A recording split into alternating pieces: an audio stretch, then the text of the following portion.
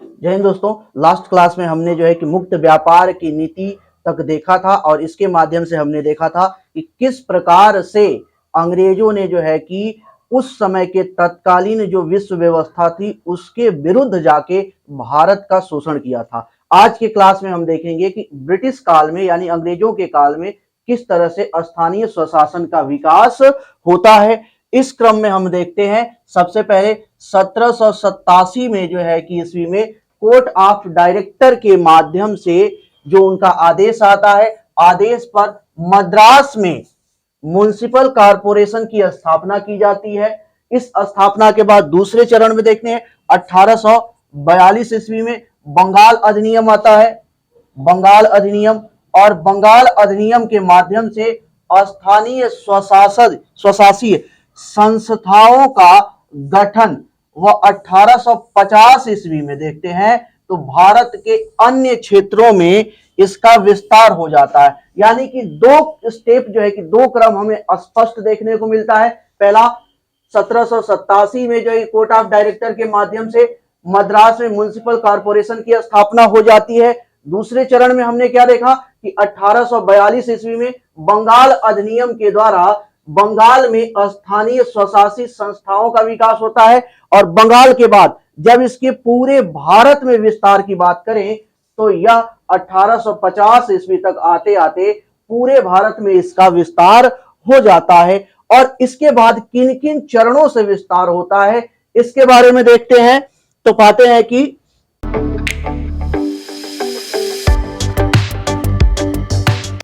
इसके बाद देखते हैं कि नेक्स्ट चरण कहां से स्टार्ट होता है। तो यहां पे एक बहुत ही महत्वपूर्ण चरण आ जाता है, वह यह वित्तीय विकेंद्रीकरण का दौर। यानी कि अब जो स्थानीय संस्थाएं बनी थी उन स्थानीय संस्थाओं को अनुदान देने की प्रथा जो है कि शुरू होती है। अनुदान यानी कि ग्रांट देना, पैसे देने की शुरुआत हो जाती है।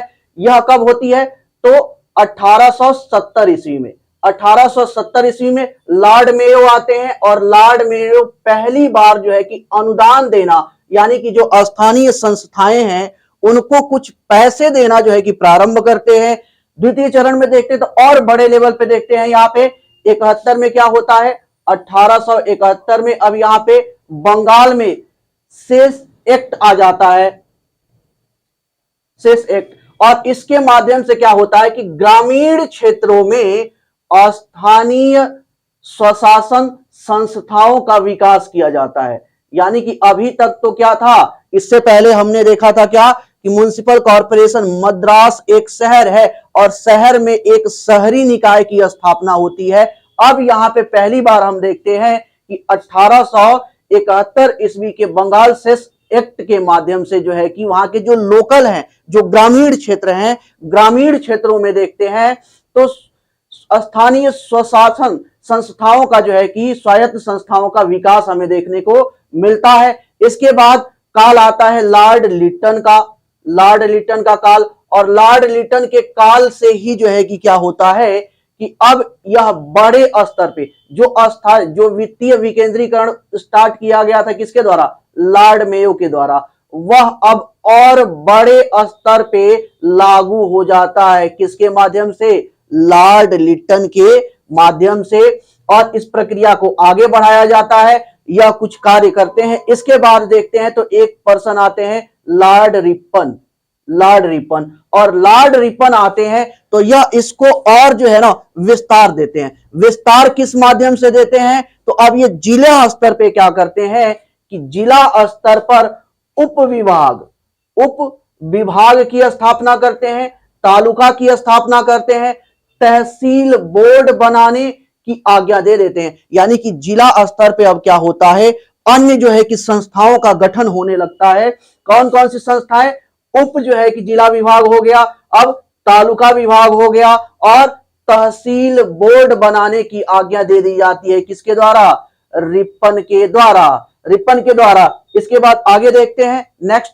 तो इसके अलावा और क्या होता है तो नगरों में नगर पालिका तथा ग्रामीण क्षेत्रों में स्थानीय बोर्ड की स्थापना कर दी जाती है। यानी कि अब हमें दो स्पष्ट जो है कि स्थानीय निकाय हमें स्पष्ट रूप से देखने दिखाई देने लगे। पहला, ग्रामीण क्षेत्रों में क्या दिखाई देने लगा? नगर पालिका दिखाई देने लगी।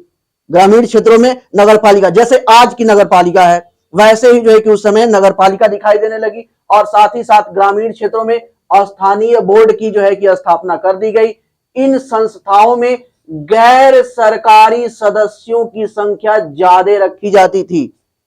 यानी यह पूरी तरह से दिखाना यह चाहते थे कि हम जो कुछ भी कर रहे हैं इसमें हमारा कोई हित नहीं है, हम स्थानीय लोगों के हित को ध्यान में रख के हम कार्य कर रहे हैं। और यह अगर यह आपके मन में अंदेशा है कि किसी भी तरह से हमारा फायदा है तो लो हम इस संस्था से ही हट जाते हैं। यह गैर सरकारी लोग जो है कि संस्था का क्या करेंगे? संचालन करेंगे। और उसमें बड़े स्तर पे देखा जाता है कि गैर जो है कि सरकारी सदस्यों की नियुक्ति की जाती है। इसके अलावा देखा जाए तो बोर्ड के अध्यक्ष भी सदस्यों द्वारा नियुक्त किए जाते हैं। यानी कि जब वह संस्था बनी, संस्था में बोर्ड बढ़ा ग्रामीण स्तर पे, तो ग्रामीण स्तर पे एक तो पहला काम कर दिया गया क्या कि गैर सरकारी जो है कि लोगों को रखा गया और साथ ही साथ उनको ये राइट दिया गया कि आप अपने अध्यक्ष का क्या कीजिए? चयन कीजिए। दूसरा, कोई हम जो है कि नियुक्त करके नहीं देंगे, आपको खुद जो है कि नियुक्त करना है आपके अपने पसंद के अनुसार। ठीक है। इसके अलावा देखते हैं आगे, तो इन सुधारों के कारण ही लॉर्ड रिपन को स्थानीय स्वशासन का जनक कहा जाता है। यानी कि ये जो लॉर्ड रिपन ने जो है कि सुधार किया था, अब यहाँ पे लॉर्ड रिपन ने क्या क्या सुधार किया था वो हमने देख लिया। सबसे पहले देखते हैं कि उप जिला विभाग की स्थापना करते हैं, तालुका की जो है कि स्थापना करते हैं। ओके, उसके बाद देखते हैं कि बोर्ड के अध्यक्ष, बोर्ड की स्थापना करते हैं ग्रामीण क्षेत्रों में। और बोर्ड में जो है कि क्या होता है? गैर सरकारी सदस्यों की संख्या ज्यादा रखते हैं। इसके अलावा देखते हैं तो उन्हीं सदस्यों को यह अधिकार दिया जाता है,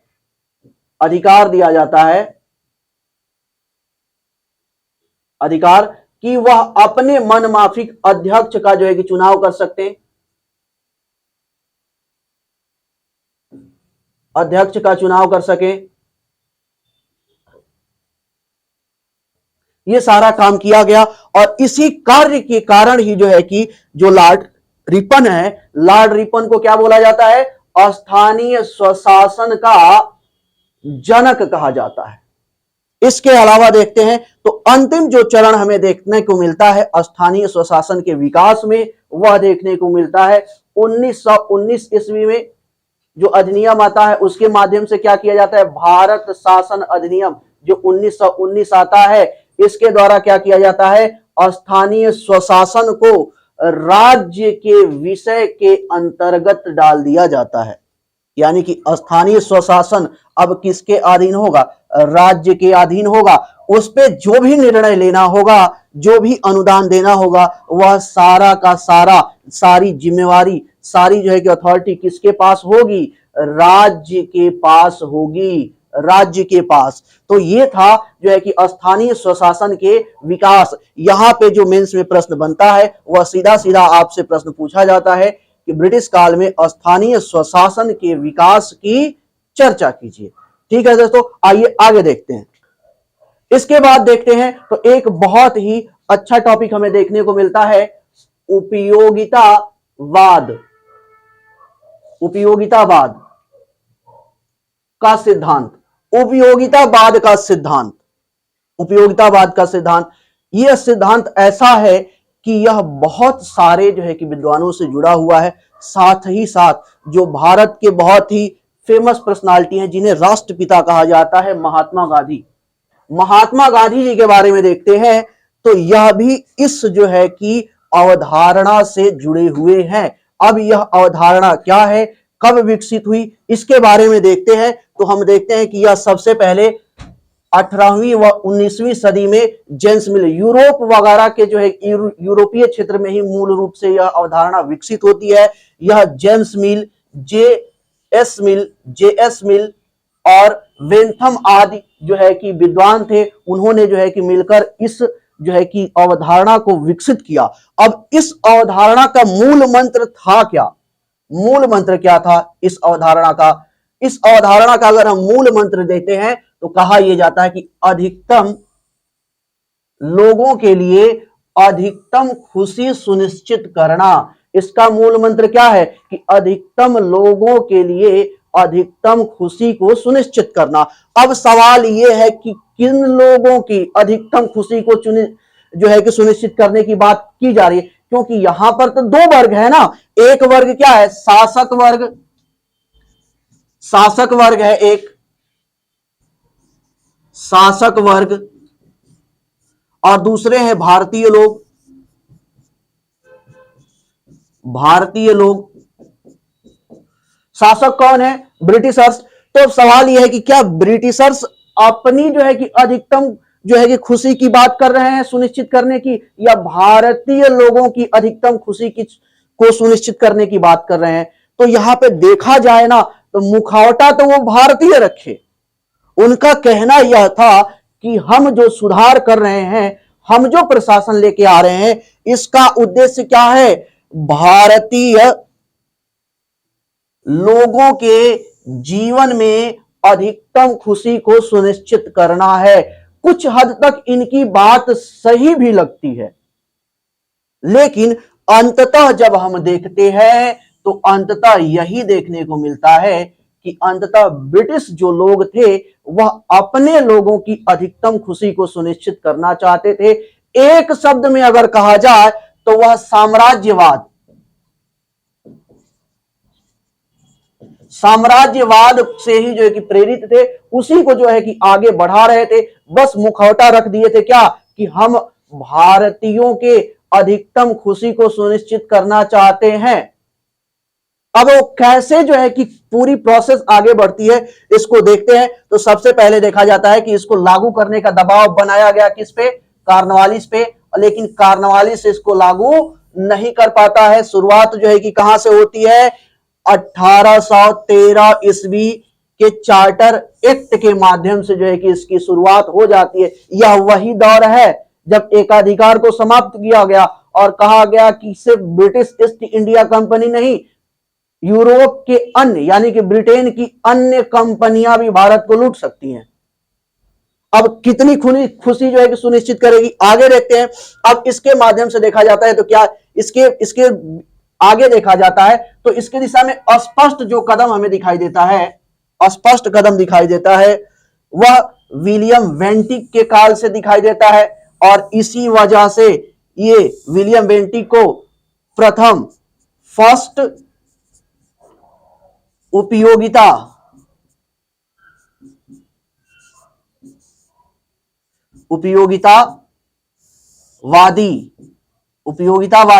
गवर्नर जनरल कहा जाता है। फर्स्ट उपयोगितावादी गवर्नर जनरल भी कहा जाता है किसको, विलियम वेंटिक को। इनके काल से जो है कि यह प्रारंभ होता है। और इस क्रम में क्या कहा जाता है, यहां पे जो कॉन्सेप्ट था, यह तो एटलीस्ट लक्ष्य था कि हम यह करना चाहते हैं, ये हमारा उद्देश्य है, ये हमारा उद्देश्य है, अधिकतम खुशी हम चाहते हैं। लेकिन यह होगा कैसे, किस माध्यमों से होगा, किन माध्यमों से, तब इन्होंने कहा ना कि हमारे पास एक ऐसी व्यवस्था होनी चाहिए, ऐसी व्यवस्था होनी चाहिए, समाज की एक ऐसी व्यवस्था होनी चाहिए जो हमें क्या करे, सपोर्ट करे। सांस्कृतिक व्यवस्था ऐसी होनी चाहिए जो हमें क्या करे, सपोर्ट करे। और अर्थव्यवस्था ऐसी होनी चाहिए जो हमारे अनुकूल हो। प्रशासन व्यवस्था, राजनीतिक व्यवस्था, सारी व्यवस्थाएं एक ऐसी होनी चाहिए जो क्या करे, हमें सपोर्ट करे। और जब हमें सपोर्ट करेगी ना, तब हम जो है कि अधिकतम लोगों की अधिकतम खुशी को सुनिश्चित कर पाएंगे। और इसके लिए एक शब्द अनिवार्य है, ये सारा कार्य होगा किस माध्यम से, कौन से माध्यम से होगा ये सारा कार्य, तो एक ही माध्यम से हो सकता है, विधायी प्रयासों से, विधायी प्रयासों से। यानी कि विधायी कार्य अगर हमारे हाथ में हो, कार्य यानी कि कानून बनाने का जो है कि अधिकार अगर हमारे हाथ में हो, पूर्ण रूप से अगर हमारे हाथ में हो, तो हम अपने अनुसार, अपने अनुकूलता के अनुसार हम क्या करेंगे, समाज का निर्माण करेंगे, संस्कृति का विकास करेंगे, अर्थव्यवस्था बनाएंगे, और उसी अनुसार जो है कि प्रशासन को भी विकसित करेंगे, और उसी अनुसार हम राजनीति की दिशा तय करेंगे। और इसके माध्यम से हम क्या करेंगे, अधिकतम लोगों की अधिकतम खुशी को सुनिश्चित कर पाएंगे। आगे देखते हैं इसमें और क्या होता है। तो आगे चलने पे यहां पे देखा यह जाता है कि कहा जाता है कि किसी भी व्यवस्था का आकलन इस आधार पर नहीं होना चाहिए कि वहां के लोग कितने जो है कि खुश हैं। यानी कि किसी भी कहा यह जा रहा है कि जो कोई भी व्यवस्था है, कोई भी व्यवस्था, लोकतांत्रिक व्यवस्था हो, तानाशाही हो या कोई और व्यवस्था है, तो उस व्यवस्था का आकलन इस आधार पर किया जाना चाहिए कि उस व्यवस्था से लोग जो है ना, लोग कितने खुश हैं, कितनी खुशी मिल पा रही है, न कि इस बेस पे कि वह परंपरा या वह व्यवस्था कितनी प्राचीनतम है, कितनी परंपरागत है, कितनी पुरानी है। इस आधार पे तय नहीं होना चाहिए। इस आधार पे तय होना चाहिए कि उस व्यवस्था में कितने लोग जो है कि खुश हैं, और इसी आधार पे जो है कि देखना चाहिए। यानी कि परंपरा और प्राचीनता के आधार पर हम यह तय नहीं कर सकते हैं कि कौन सी व्यवस्था अच्छी है और कौन सी व्यवस्था अच्छी नहीं है। यह तय करने का एकमात्र मानदंड है क्या, कि खुशी, लोगों की खुशी कितनी है। ठीक है।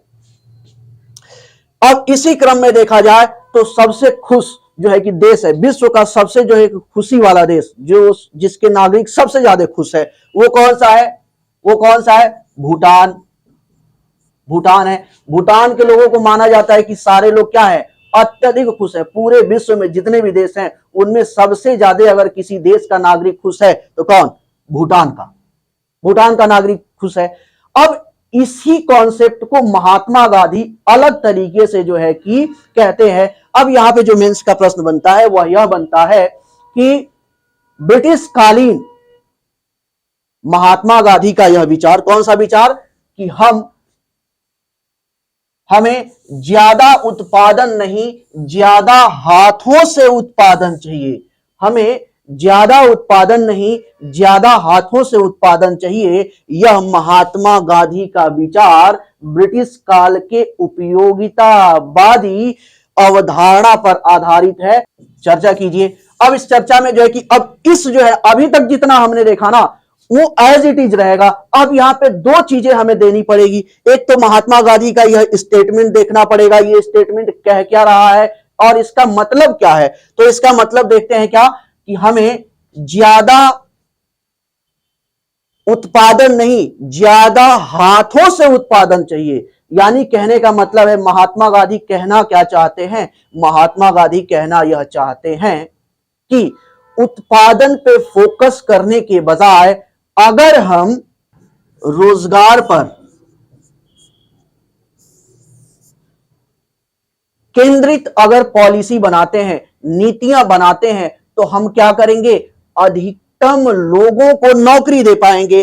और जब हम अधिकतम लोगों को नौकरी दे पाएंगे तो अधिकतम लोगों की आय क्या होगी, बढ़ेगी। और जब अधिकतम लोगों की आय बढ़ेगी तो उनकी क्या होगी, क्रय क्षमता भी बढ़ेगी। और जब क्रय क्षमता बढ़ेगी तो ऑटोमेटिक क्या होगा, वो अपनी खुशी की जो चीजें हैं, जो उनकी नीड, आवश्यकताएं हैं, उनकी वो पूर्ति कर पाएंगे। और जब वो अपनी आवश्यकताओं को सफलतापूर्वक पूर्ति कर पाएंगे तब जो है कि उनकी जो है कि जीवन में खुशी जो है कि स्वतः आ जाएगी। यानी कि कहा यह जा सकता है कि महात्मा गांधी यह बात दूसरे शब्दों में दूसरे तरीके से करना चाहते हैं। लेकिन अगर महात्मा गांधी के इस बात की अगर हम समीक्षा करते हैं तो समीक्षा के क्रम में हम क्या देखते हैं, एक बात और हमें देखने को मिलती है क्या, कि अगर आज के परिप्रेक्ष्य में बात करें, अगर इस जो है कि महात्मा गांधी के विचार और उपयोगितावादी जो है कि अवधारणा का आज के परिप्रेक्ष्य में अगर प्रासंगिकता देखते हैं कि क्या इसकी उपयोगिता है, तो यह थोड़ा सा इस जो है कि स्टेटमेंट में आपको बदलाव का करना पड़ेगा। और बदलाव के अनुसार कहना पड़ेगा कि हमें ज्यादा उत्पादन नहीं, नहीं को हटा दीजिए, हमें ज्यादा उत्पादन चाहिए। हमें क्या होना चाहिए, ज्यादा उत्पादन, और ज्यादा हाथों से ज्यादा उत्पादन। कह सकते हैं कि हमें ज्यादा हाथों से या अत्यधिक हाथों से ज्यादा उत्पादन चाहिए, उत्पादन चाहिए। क्यों? क्योंकि जो इकोनॉमिस्ट हैं, बड़े बड़े जो है कि विद्वान हैं, उनकी अगर माने तो उनका कहना यह है कि वर्तमान में जो भारत के पास संसाधन है ना, वर्तमान संसाधन सिर्फ जो है कि 40 करोड़ 40 करोड़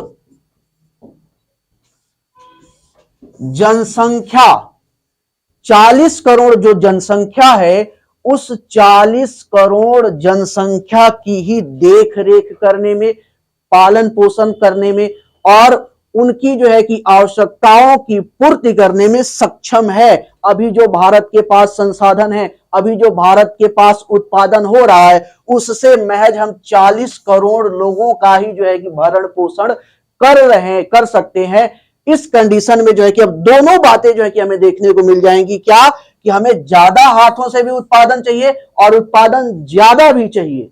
ठीक है, तो इस क्रम में आगे देखते हैं कि इस क्रम में अब अंग्रेजों का ये जो कॉन्सेप्ट था उपयोगितावाद का, इस क्रम में उन्होंने कार्य क्या क्या किए, दिखाने के लिए क्या क्या कार्य किए, उन कार्यों को आगे देखते हैं।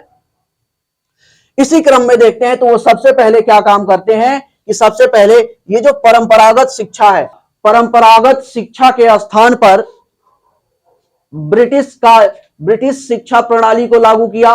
कहा कि जो परंपरागत जो है ना शिक्षा प्रणाली है वह सही नहीं है, लोगों को अत्यधिक खुशी देने में क्या है, असक्षम है। लेकिन अगर इस कार्य की समीक्षा की जाए तो कह सकते हैं कि भाई वो ठीक है, आप जो कहना चाहते हैं अच्छी नहीं है, लेकिन आप भी की तो बात है ना, आपको भी तो यहां पे कुछ अधिकारी चाहिए लोअर ग्रेड के, सी ग्रेड के, क्लर्क टाइप के, तो वह अधिकारी आपके अनुसार कहां से आएंगे?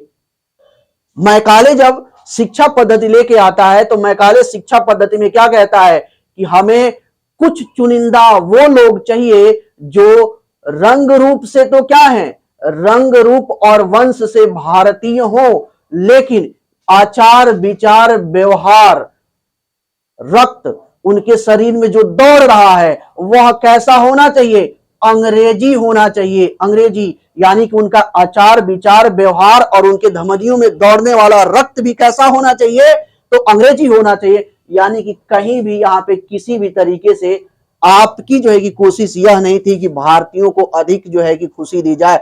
यहां पे आपकी कोशिश क्या थी, अपनी जो आवश्यकताएं हैं, जो लोअर ग्रेड के आपको अधिकारी चाहिए थे वह आपको भारत में ही आसानी से मिल जाए, इसकी जो है कि आप भरपूर कोशिश किए और इसके वजह से आप जो है कि ब्रिटिश शिक्षा लेके आते हैं। इसके बाद दूसरी बात करते हैं तो न्यायपालिका में सुधार वगैरह हुआ, संहिताकरण, दंड प्रक्रिया में सुधार हमें देखने को मिलता है। तो यहाँ पे स्पष्ट रूप से आगे की क्लास में हम देखेंगे कि यहाँ पे जो न्यायपालिका की ये सुधार की बात कर रहे हैं ना, न्यायपालिका की सुधार की बात, तो एक लंबे समय तक तो न्यायपालिका में जो है कि जो सुधार हुआ वह दो न्यायपालिका हो जाती है, एक तो दीवानी और दूसरी हो जाती है फौजदारी। अब इस कंडीशन में हम देखते हैं ना कि ये सुधार की बात करते हैं, लेकिन लंबे समय तक सिर्फ दीवानी में सुधार की बात करते हैं, दीवानी, जबकि फौजदारी पे ये फोकस ही नहीं करते। अब दीवानी फौजदारी क्या है, दीवानी है ना, दो दीवाने हैं, शादी कर लिए बिना जो है कि किसी जो है कि मर्जी से। अब यह क्या हो गया, एक दूसरे के जो है कि अधिकार के चक्कर में दूसरे का अधिकार क्या किए, छीन लिए। ये मैटर कहां जाएगा, दीवानी में। ठीक है, अब वही जो है कि दोनों दीवानों को मार दिया गया, अब यह मैटर कहां जाएगा, फौजदारी में। यानी कि अपराध संबंधी जो भी अधिकार हैं वो कहां जाएगा, फौजदारी में। और जो अधिकारों के संबंधित जो है कि मामले हैं वो कहां जाएंगे, दीवानी में। और दीवानी में जाएंगे, यहां पे मेन रूप से राजस्व, यहां पे मेन इनका उद्देश्य क्या था, राजस्व वसूलने से संबंधित जो है कि जो कार्य थे इस पे मेन रूप से फोकस करते हैं। और फोकस करने के साथ साथ दीवानी पे ज्यादा फोकस करते हैं, फौजदारी पे कम फोकस करते हैं। हालांकि कुछ कार्य करते हैं, लेकिन प्रथम जो है कि दृष्टिया जब हम देखते हैं तो इनका मेन फोकस कहां पे होता है, दीवानी पे होता है। और मुख्य रूप से राजस्व हमारा जो है कि आराम से टाइम टू टाइम हमें मिलते रहे, यह सारी बातें जो है कि देखने को यहां पे मिलती है। उसके बाद दूसरी बात करते हैं रैयतवाड़ी महलवाड़ी जो है कि सिस्टम लेके आते हैं। ठीक है, सिस्टम लेके आते हैं, लेकिन इनका परिणाम क्या होता है? परिणाम अंततः होता है कि जो गरीब थे, जो किसान थे, उनका शोषण होता है बड़े लेवल पे। आगे इसको हम डिटेल से देखेंगे जब राजस्व, ब्रिटिशकालीन राजस्व व्यवस्था देखेंगे। एक क्लास इसके बाद होगी कौन सी? सैन्य प्रशासन का होगा, सॉरी न्याय व्यवस्था का होगा कि न्याय व्यवस्था कैसी थी ब्रिटिशकालीन। उसके बाद एक क्लास होगा आपका जो है सैन्य प्रशासन से संबंधित, और उसके बाद राजस्व व्यवस्था में आएंगे तो इनको डिटेल से देखा जाएगा कि अच्छा लेके आए सुधार, कितना जो है कि सफल रहा, वो आपने अपने साम्राज्यवादी हितों के लिए लेके आए या भारतीयों की खुशी के लिए लेकर आए। अब वहां पे इसकी समीक्षा कर ली जाएगी कि कितना ये सही कर रहे हैं। इसके बाद आगे चलते हैं तो यह कुछ काम जो है कि अच्छे करते हैं, ठीक ठाक करते हैं। जैसे यहाँ पे सती प्रथा का अंत किया, यह एक बहुत ही बुराई थी। आज उस समय में देखा जाए तो कि इसकी हालांकि धार्मिक मान्यता थी, लेकिन यह बुराई थी, कुरीति थी, इसको समाप्त किया। दास प्रथा को समाप्त किया, यह भी अच्छा था। मानव जो है कि नर बलि प्रथा को क्या किए? समाप्त किए, यह भी एक अच्छा जो है कि स्टेप था। इसके अलावा देखा जाए विधवा विवाह, यह जो कुछ सामाजिक स्तर पे ये कार्य किए है ना, इससे डिनाई नहीं किया जा सकता। यह जो है कि अच्छे काम किए हैं। इसके लिए जो भी रूल और रेगुलेशन लेके आए, इसका प्रभाव अच्छा रहा, इस पे कोई जो है कि कटाक्ष नहीं होना चाहिए। आगे देखते हैं, नस्लीय भेदभाव पर रोक, बहुत बढ़िया, वेरी गुड। भारतीयों द्वारा नस्लीय भेदभाव पे तो रोक लगा दिया, लेकिन खुद नस्लीय भेदभाव के लीडर बन गए। खुद जो है कि क्या कहते थे? Indian and dogs not allowed. भैया नस्लीय भेदभाव तो आप जो है खुद ही जो है कि लीडर बन गए। अब ये रोक लगा दिए, इसका कोई मतलब है नहीं, लेकिन किए हैं कार्य तो हमें देखना पड़ रहा है। रेलवे और डाक विभाग की जो है कि विकास किया जाता है, और भी डलहौजी के द्वारा कुछ कार्य किया जाता है। ये लास्ट क्लास में हम लोगों ने डिस्कस कर चुके हैं। हालांकि यह अच्छा है, लेकिन इसका भी उद्देश्य साम्राज्यवादी हितों की पूर्ति करना ही था। कैसे? क्योंकि जो भी बाजार से माल जो है कि पोर्ट पे जाना, और पोर्ट से बना हुआ माल कहां पे आना? बाजार में आना। इसको गति मिल जाएगी किसके माध्यम से? रेलवे के माध्यम से। अगर कोई जो है कि विद्रोह हुआ या कोई और स्थिति हुई, इस पर तुरंत सूचना दी जा सकती है किसके माध्यम से? डाक तार जो है कि माध्यम से दी जा सकती है। तो यह भी देखा जाए तो साम्राज्यवादी हितों की पूर्ति के लिए लाया गया था। उसके बाद करते हैं कि इन सब के माध्यम से जो है ना, सिर्फ एक पॉइंट छोड़ दिया जाए, ये वाला सिर्फ एक पॉइंट ये छोड़ दिया जाए ना, जो सामाजिक सुधार ये करते हैं, उसके बाद कोई ऐसा हमें पॉइंट देखने को नहीं मिलता है जो ये उपयोगितावादी सिद्धांत के माध्यम से भारत के लोगों की अधिकतम खुशी को सुनिश्चित करे। ये तो ज्यादातर जो ब्रिटिश जो है कि सिटीजन है, ब्रिटिश जो उद्योगपति हैं, उनके हितों की पूर्ति, उनकी अधिकतम खुशी को सुनिश्चित करने का प्रयत्न कर रहे थे।